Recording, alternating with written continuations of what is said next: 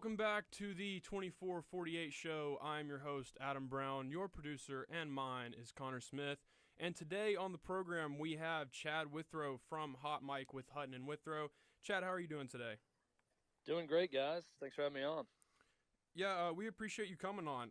Last week, we talked about your tweet after the Tennessee-Missouri game where you pointed out that 8-4, if that's Josh Heupel's floor, isn't really a bad place to be, especially with a bridge quarterback. After 8-4 is essentially locked in, do you still feel that that's Josh Heupel's floor at Tennessee? Yeah, I think that this year was always going to define the floor. So if last year was kind of an early ceiling to get a glimpse at, which was 10-2, I guess 11-2 to end, I thought this year with replacing all that skill position talent at Tennessee and Joe Milton taking over, this would sort of define the floor for Josh Heupel. I still feel that way. I think the last 2 weeks are a reminder that where Tennessee looked really good a year ago and looked good at times early this season, they're just not where they need to be at certain positions from a talent or depth standpoint. And the moment they started losing guys at certain key spots, it got really difficult for Tennessee, and they're just not very good at places like linebacker and defensive back. And they certainly don't have a lot of depth there, and that's been exposed the last couple of weeks by some really good teams. So I still think this is a team that under Josh Heupel, I believe, could win an SEC title at some point, but there is the possibility that this is an 8-4 to 10-2 type team that's never truly contending. But guys, as you know, the good news is when we move to this 12-team playoff, 10-2 in the SEC probably gets you into the playoff with a chance to play for a national title. So that could be good enough in the long run. But yeah, I think that this is the season with Joe Milton at quarterback that probably defines the floor for Tennessee. Joe Milton is obviously a freak athlete, so whatever it is that he's missing, it seems to be, at least in my opinion, mental. And not that he's unintelligent or dumb, but it's more of he's lacking the X factor, the killer instinct that you hope your quarterback has. Or maybe it's just that he doesn't have the ability to read and dissect a defense. And it's obvious that Heupel doesn't fully trust him. So what is it, in your opinion, that he's missing? I think there are a lot of athletes who just play a position or play a sport because they're physically very gifted to play that position or a sport. There are a lot of people who don't really love it. Albert Haynesworth told me this at one point. I don't know that at times Albert Haynesworth fully loves playing football. Terrell Casey was another one with the Titans that didn't always love it. He wanted to get away from football, didn't want to watch it, didn't want to think about it when he wasn't at work. He'd watch cooking shows. But he was physically gifted, and he could play in the NFL and make a lot of money doing it, so he did it. A buddy of mine described Joe Milton this way, and I think it's perfect. There are certain guys who play to win, and there are other guys who play to play. And I think Joe Milton's a guy who plays to play. I don't ever sense any desperation in him. I don't ever sense any true urgency with him. I think he's an extremely gifted guy that has the ability to play quarterback at a very high level.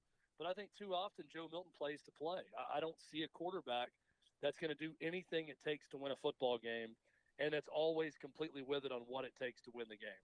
I think we saw that when he ran out of bounds against Ole Miss, when he had to be inserted in the game. We've seen it a number of times this year when the breaks go against Tennessee that he's not completely with it and ready to sell out to win the game. And I don't know that's necessarily a knock at Joe Milton. That's just kind of who he is, from what I can tell. Again, certain guys play to win, certain guys play to play. I think he's a guy who plays to play. So obviously fans see that as well, and that can get frustrating for the fan base. And I think when it comes to Nico, it's all about perspective. And so, like, from the coach's perspective, it seems that they don't trust him. And so from the fan perspective, it would make sense to play Nico. But I think what people are missing is Nico and his family and how they see the situation. And my line of thinking is they didn't want him to redshirt early because they saw a possibility of him getting in early, whether it be injury or benching, what have you, and then never coming back out like Peyton Manning did against Florida. But then as the season went on and Tennessee made it clear that being a contender was out of the question, I think maybe Nico and his family made the business decision of keeping their options open and said, hey, we'd rather Nico not play in games that have little to no stakes and potentially get injured. I never bought the whole messing with his confidence excuse because at some point you'd mess with his confidence by not playing him if he wanted to play. So Do you buy my line of thinking, or should there be concerns about either A, Heupel's loyalty to Milton, or B, Nico's ability as a quarterback?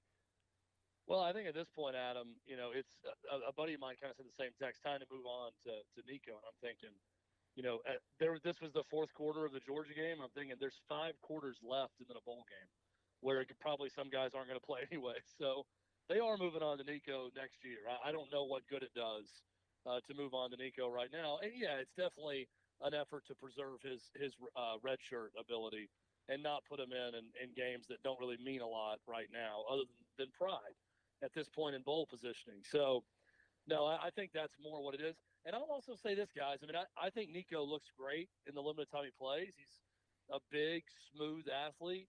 I don't know what he's made of, right? I don't know how he's going to play when things get tough as a quarterback. If he has all those intangibles and that X factor you want to see in a guy that's going to lead your program and win, I don't know. Here's the other thing I don't know. I don't know that he's coming back. I mean, I don't know that with anyone. I'm not saying I have any knowledge that he's wanting to leave or anything, but I think we've entered an era of college football that's very much unlike most of my life, where you could actually see what guys' class was and judge how long you had to develop them. If they were a sophomore and junior, I don't even look at that anymore because it's year to year with everyone. So, Nico could preserve that red shirt. Tennessee could have him for 2-3 more years, or he could bolt after 1 year. Who knows what's going to happen? But I don't think it's because they don't trust him or they don't like him as an athlete or a quarterback. I think it has a lot more to do with just preserving that red shirt for whatever reason they want to do it. And the fact that I think it's pretty pointless at this point. I think Joe Milton can beat Vandy. I think he did that pretty easily last year. As long as they can run the ball the way they should and hit some open receivers, I think they're going to be fine in this one, where you won't need Nico to go win this game. Hey, Chad, this is Connor. For an aspect of next year, they've got to fill some holes at DB, O-line, maybe some front seven.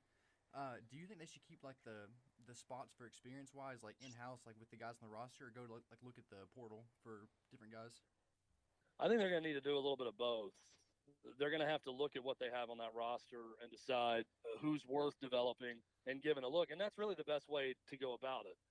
Georgia's winning these national titles because they're developing guys in their program that are all 4- and 5-star guys.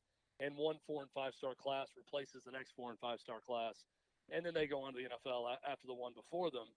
That's the way to do it. I think you can do really well just spotting some different transfer portal guys at positions of need. Tennessee's going to have to go to the portal again at offensive line, which is a little bit disconcerting. I don't think their recruited guys have developed to the level they want, clearly, and that's been a problem for Tennessee.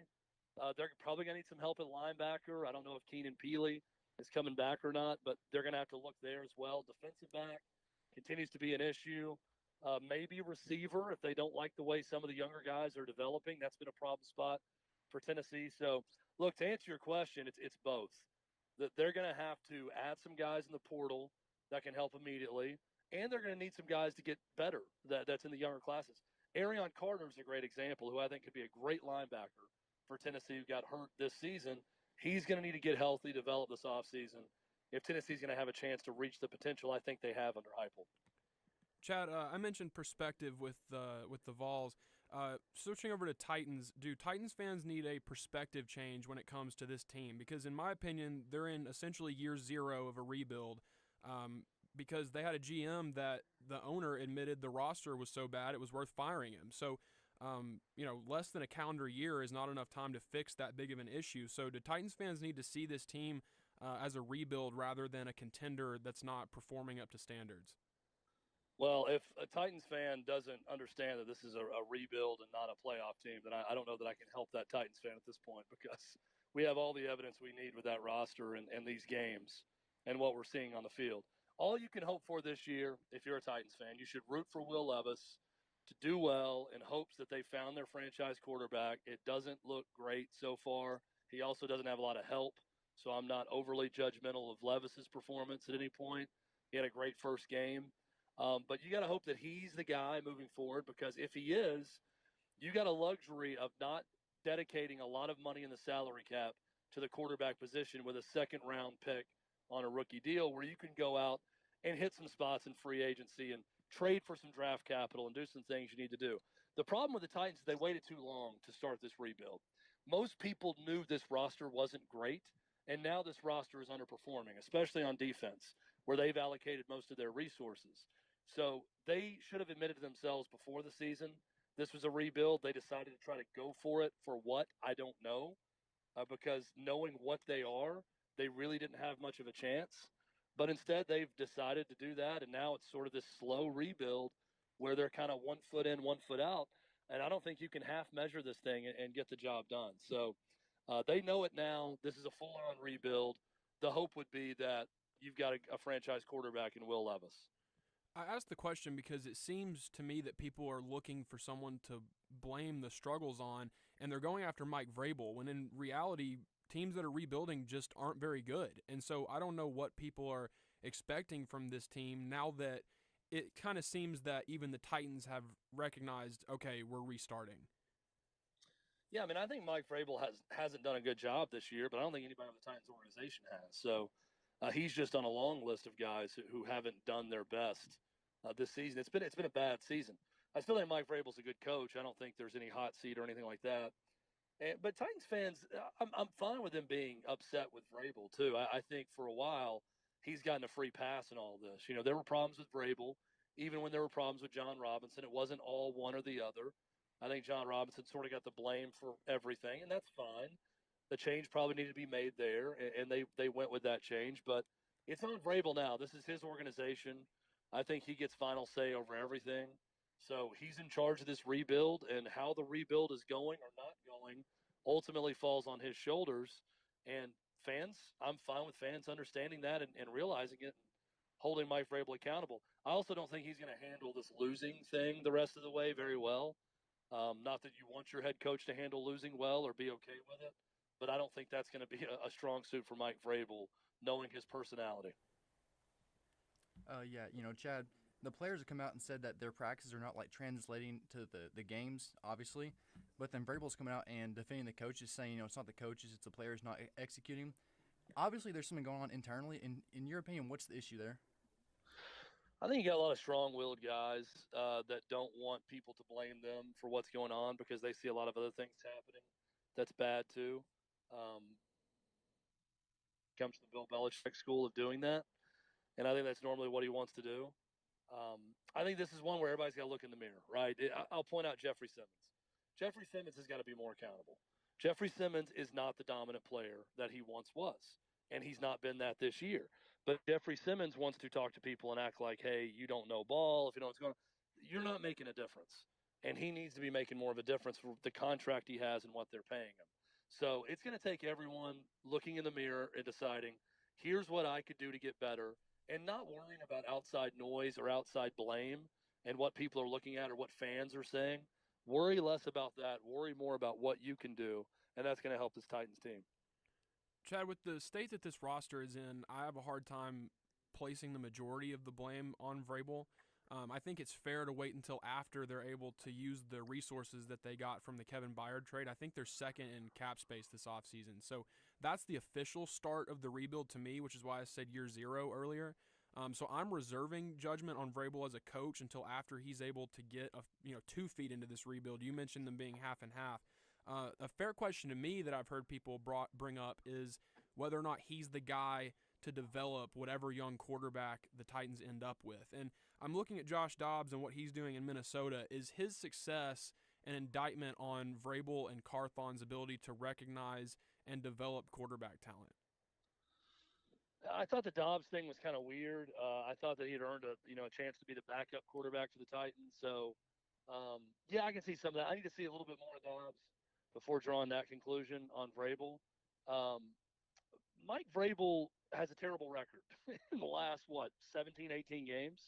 So that does fall on his feet to an extent. Is the roster bad? Yes. But have we seen NFL coaches do more with less? Absolutely.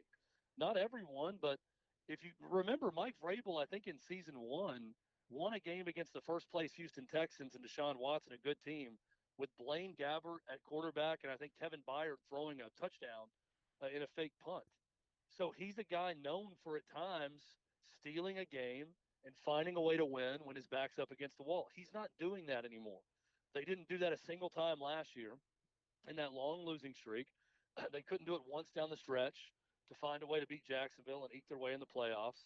They're not really doing it this season either. So Mike Vrabel needs to get back to doing that also. I'm not willing to let him escape all blame. I think there's plenty of slices of the blame pie to go around, and he has one of them too. It's not all on him.